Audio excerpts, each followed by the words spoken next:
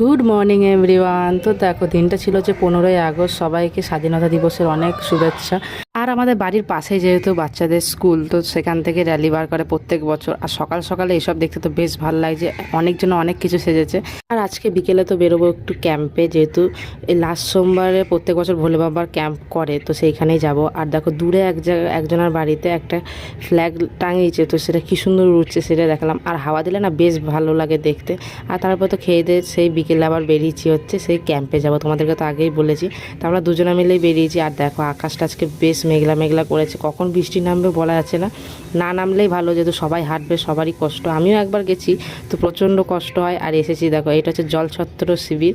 আর এই সময় না প্রত্যেক জায়গায় জায়গায় দেখবে এমনি ক্যাম্প করেছে, সবাই নিজের সাধ্য মতন জিনিস রাখার চেষ্টা করে। এরাও যেমনি কোল্ড ড্রিঙ্কস, আইসক্রিম, মেডিসিন সমস্ত কিছুই রেখেছে। আর আজকে হচ্ছে প্রথম দিন, দুদিনই করে, শনিবার আর রবিবার, যেহেতু শনিবার থেকে অনেকে হাঁটা স্টার্ট করে।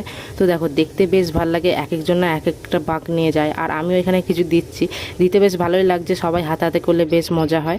তো আজকের মতন ভিডিওটা এইটুকুনি, কেমন লাগলো তোমরা অবশ্যই জানিও।